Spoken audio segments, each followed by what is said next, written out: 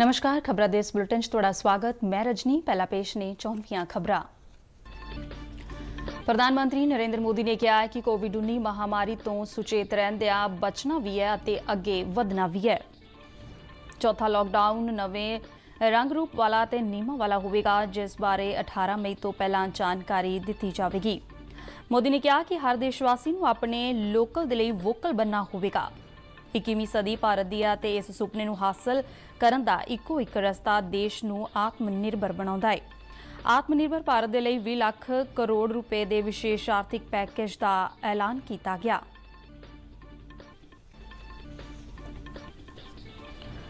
Vande Bharat mission अते समुद्र सेतु operation तहत विदेशों दे विच फसे भारतीय नागरिकां नूं वापस लियाउण दा सिलसिला जारी।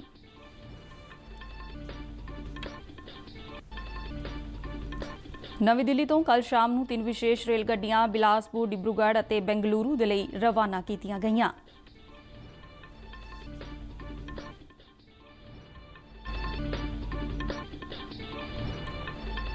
देशव्यापी लॉकडाउन कारण भारत दे वख-वख सूबिਆਂ ਦੇ ਵਿੱਚ फसे 7 ਲੱਖ ਕਾਮਿਆਂ ਨੂੰ 602 स्पैशल श्रमिक रेल गड्डियां ਰਾਹੀਂ उन्हां दे गृह सूबिਆਂ तक पहुंचाया गया। ਤੇ ਹੁਣ ਖਬਰਾਂ विस्तार नाल। प्रधानमंत्री नरेंद्र मोदी ने कहा कि कोविड-19 महामारी तो सानू सावधान रहंदियां बचना भी है ते अगे भी वधना है।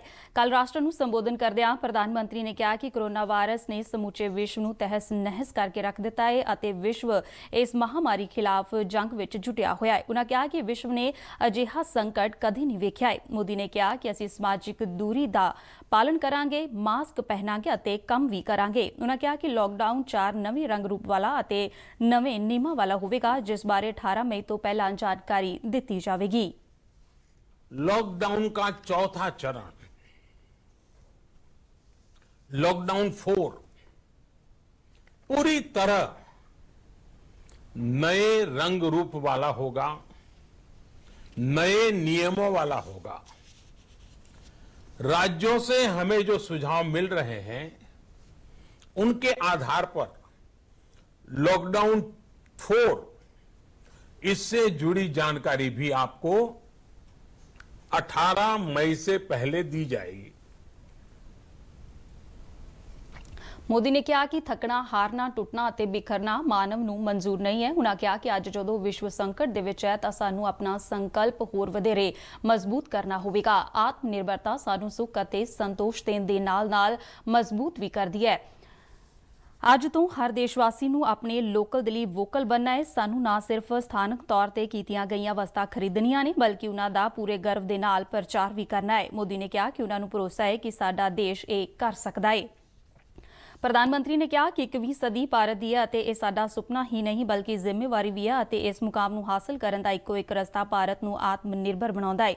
उन्हां इस संबंध दे विच 5 पिलरां आर्थिकता, सिस्टम, बुनियादी ढांचे, डेमोग्राफी अते डिमांड दा जिक्र करदिआं कहा कि इन्हां पिलरां दे नाल देश नूं आत्मनिर्भर बनाउण दे विच वधेरे मदद मिलेगी। उन्होंने कहा कि विश्व पद्धरी मुकाबले दे लई भारत नूं आत्मनिर्भर बनाउणा बहुत जरूरी है। उन्होंने कहा कि पिछले 6 वरियां तो असीं भारत नूं आत्मनिर्भर बनाउण दी दिशा वल लिजाण दे लई वधेरे सुधार कीते ने। आत्मनिर्भर भारत की ये भव्य इमारत 5 पिलर्स पर खड़ी होगी। पहला पिलर इकोनॉमी, एक ऐसी इकोनॉमी जो इंक्रीमेंटल चेंज नहीं बल्कि क्वांटम जंप लाए। दूसरा पिलर इंफ्रास्ट्रक्चर, एक ऐसा इंफ्रास्ट्रक्चर जो आधुनिक भारत की पहचान बने। तीसरा पिलर हमारी सिस्टम, एक ऐसा सिस्टम जो बीती शताब्दी की रीति नीति नहीं बल्कि 21वीं सदी के सपनों को साकार करने वाली टेक्नोलॉजी ड्रिवन व्यवस्थाओं पर आधारित हो। चौथा पिलर दुनिया की सबसे बड़ी डेमोक्रेसी में हमारी वाइब्रेंट डेमोग्राफी हमारी ताकत है। पांचवा पिलर डिमांड, हमारी अर्थव्यवस्था में डिमांड और सप्लाई चेन का जो चक्र है, जो ताकत है, उसे पूरी क्षमता से इस्तेमाल किए जाने की जरूरत है। ਪ੍ਰਧਾਨ ਮੰਤਰੀ ਨੇ ਆਪਣੇ ਸੰਬੋਧਨ ਦੌਰਾਨ ਕੋਵਿਡ-19 ਦੇ ਮੱਦੇਨਜ਼ਰ 20 ਲੱਖ ਕਰੋੜ ਰੁਪਏ ਦੇ ਵਿਸ਼ੇਸ਼ ਆਰਥਿਕ ਪੈਕੇਜ ਦਾ ਐਲਾਨ ਕੀਤਾ, ਜੋ ਦੇਸ਼ ਦੀ ਕੁੱਲ GDP ਦਾ 10% ਹੈ। ਉਨ੍ਹਾਂ ਕਿਹਾ ਕਿ ਇਹ ਆਰਥਿਕ ਪੈਕੇਜ ਹਰ ਖੇਤਰ ਨੂੰ ਰਾਹਤ ਮੁਹੱਈਆ ਕਰਵਾਏਗਾ। ਉਨ੍ਹਾਂ ਕਿਹਾ ਕਿ ਇਹ ਪੈਕੇਜ ਆਰਥਿਕ ਗਤੀਵਿਧੀਆਂ ਨੂੰ ਤੇਜ਼ ਕਰੇਗਾ ਅਤੇ ਸਾਡੇ ਕੁਟੀਰ, ਘਰੇਲੂ, ਸੂਖਮ, ਮੱਧਮ ਅਤੇ ਵੱਡੀਆਂ ਸਨਅਤਾਂ ਨੂੰ ਹੁਲਾਰਾ ਦੇਵੇਗਾ, ਜੋ ਕਰੋੜਾਂ ਲੋਕਾਂ ਦੀ ਰੋਜੀ ਰੋਟੀ ਦੇ ਸਾਧਨ ਤੋਂ ਇਲਾਵਾ ਆਤਮ ਨਿਰਭਰ ਭਾਰਤ ਦੇ ਸਾਡੇ ਸੰਕਲਪ ਦਾ ਮਜ਼ਬੂਤ ਆਧਾਰ ਵੀ ਨੇ। ਪੈਕੇਜ ਦੇ ਵੇਰਵਿਆਂ ਬਾਰੇ ਖਜ਼ਾਨਾ ਮੰਤਰੀ ਅਗਲੇ ਕੁਝ ਦਿਨਾਂ ਵਿੱਚ ਦੱਸਣਗੇ।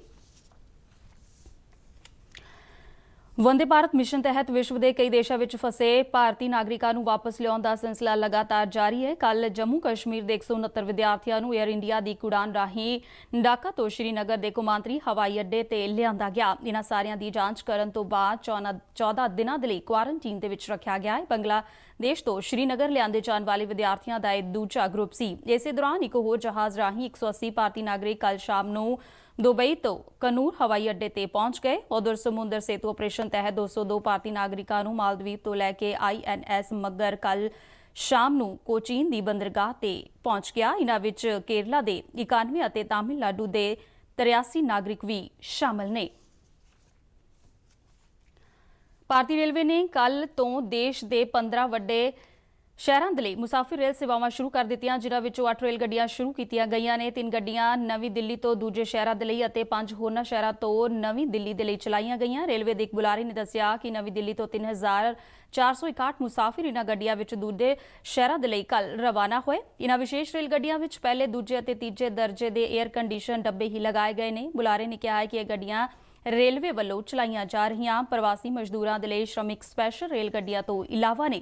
ਇਹਨਾਂ ਗੱਡੀਆਂ ਵਿੱਚ ਕਨਫਰਮਡ ਟਿਕਟਾਂ ਵਾਲੇ ਮੁਸਾਫਿਰਾਂ ਨੂੰ ਹੀ ਸਫ਼ਰ ਕਰਨ ਦੀ ਇਜਾਜ਼ਤ ਦਿੱਤੀ ਗਈ ਹੈ ਅਤੇ ਉਹਨਾਂ ਦੇ ਲਈ ਗੱਡੀ ਵਿੱਚ ਬੈਠਣ ਤੋਂ ਪਹਿਲਾਂ ਮਾਸਕ ਲਗਾਉਣਾ ਅਤੇ ਥਰਮਲ ਸਕਰੀਨਿੰਗ ਜ਼ਰੂਰੀ ਕੀਤੀ ਗਈ ਹੈ। ਬੁਲਾਰੇ ਨੇ ਕਿਹਾ ਕਿ ਸਿਰਫ ਉਹਨਾਂ ਮੁਸਾਫਿਰਾਂ ਨੂੰ ਹੀ ਗੱਡੀ ਵਿੱਚ ਬੈਠਣ ਦੀ ਇਜਾਜ਼ਤ ਦਿੱਤੀ ਜਾ ਰਹੀ ਹੈ ਜਿਨ੍ਹਾਂ ਵਿੱਚ ਕੋਰੋਨਾ ਦਾ ਕੋਈ ਲੱਛਣ ਨਹੀਂ ਹੈ।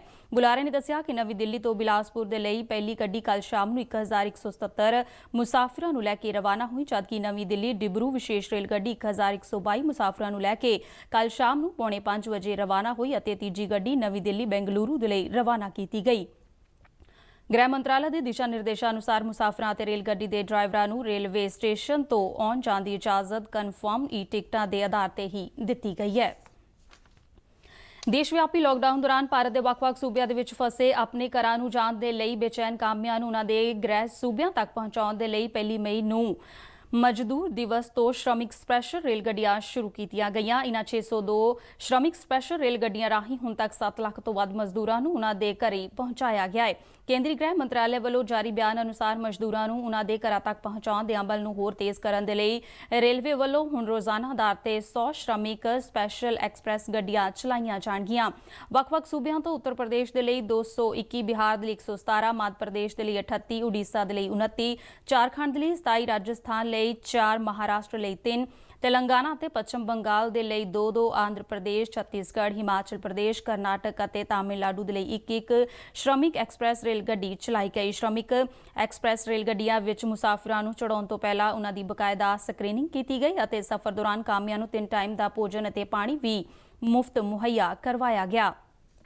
1 ਮਈ ਨੂੰ ਸ਼ੁਰੂ ਕੀਤੀਆਂ ਗਈਆਂ ਸ਼੍ਰਮਿਕ ਐਕਸਪ੍ਰੈਸ ਰੇਲ ਗੱਡੀਆਂ ਦੇ ਸ਼ੁਰੂਆਤੀ ਸਟੇਸ਼ਨ ਤੋਂ ਅੰਤਿਮ ਸਟੇਸ਼ਨ ਦੇ ਰਸਤੇ ਵਿੱਚ ਕਿਤੇ ਵੀ ਰੁਕਣ ਦੀ ਆਗਿਆ ਨਹੀਂ ਸੀ, ਪਰ ਰੇਲਵੇ ਵੱਲੋਂ ਕੀਤੇ ਗਏ ਐਲਾਨ ਅਨੁਸਾਰ ਹੁਣ ਸ਼੍ਰਮਿਕ ਐਕਸਪ੍ਰੈਸ ਰੇਲ ਗੱਡੀਆਂ ਆਪਣੇ ਟਿਕਾਣੇ ਤੋਂ ਪਹਿਲਾਂ ਰਸਤੇ ਵਿੱਚ 3 ਸਟੇਸ਼ਨਾਂ ਤੇ ਰੁਕ ਸਕਣਗੀਆਂ। ਰੇਲਵੇ ਅਧਿਕਾਰੀਆਂ ਨੇ ਦੱਸਿਆ ਕਿ ਇਹ ਫੈਸਲਾ ਸੂਬਾ ਸਰਕਾਰਾਂ ਦੀ ਮੰਗ ਤੇ ਕੀਤਾ ਗਿਆ ਹੈ।